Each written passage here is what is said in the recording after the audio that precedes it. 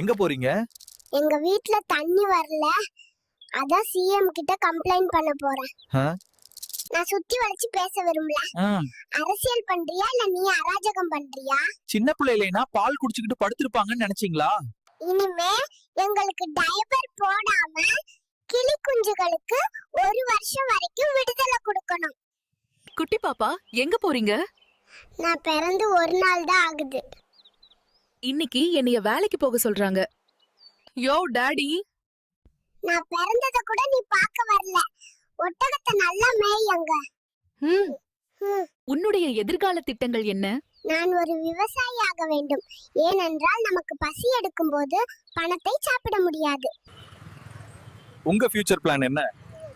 Finance minister ஆகி வரி எல்லாம் குறைக்கணும்.